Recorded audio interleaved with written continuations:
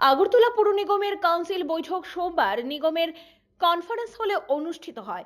বৈঠকে পুর নিগমের 4 বছর পূর্তিতে বেশ কিছু জনকল্যাণমূলক কর্মসূচি গ্রহণ করা হয়েছে বললেন মেয়র দীপক মজুমদার। বৈঠকে উপস্থিত ছিলেন ডেপুটি মেয়র মনিকা দাস দত্ত, নিগমের প্রত্যেক ওয়ার্ডের কর্পোরেটর, বিভিন্ন বিভাগের আধিকারিকরা। এই বৈঠক সম্পর্কে মেয়র দীপক মজুমদার বলেন, 2021 সালের 8 ডিসেম্বর আগরতলা পুর নিগমের বর্তমান কাউন্সিল গঠন করা হয়েছে। সোমবার পুর নিগমের 4 বছর পূর্ণ হয়েছে। ওই বৈঠকে বিগত 4 বছরে কি কাজ করা হয়েছে এর পর্যালোচনা হয়েছে। সেই সঙ্গে আগামী দিনে পুর নিগমের নাগরিকদের জন্য কি কাজ করা হবে এই বিষয়ে বিস্তারিত আলোচনা ক্রমে সিদ্ধান্ত নেওয়া হয়েছে। তিনি বলেন, দেশের সরকারের নির্দেশ মতো লোকাল ফর ভোকালের উপর জোর দিয়েছে নিগম। এই স্বদেশি পণ্য যাতে রাজ্যের মানুষ ক্রয় করেন এর জন্য স্বদেশি মেলায় আয়োজন করা হয়েছে। 28 থেকে 30 ডিসেম্বর হবে স্বদেশি মেলা।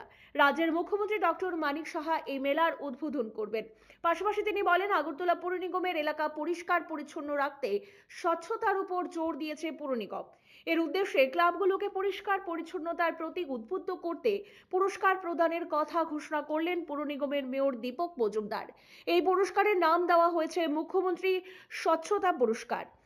প্রথম পুরস্কার হিসাবে থাকবে 3 লক্ষ টাকা, দ্বিতীয় পুরস্কার হিসাবে প্রদান করা হবে 2 লক্ষ টাকা এবং তৃতীয় পুরস্কার হিসাবে প্রদান করা হবে 1 লক্ষ টাকা। এর পাশাপাশি 10টি ক্লাবকে 50,000 টাকা করে প্রদান করা হবে। মেয়র দীপক মজুমদার বললেন, আগরতলা পুর নিগমের নাগরিকদের চাহিদা মতো নিগম কাজ করে চলেছে।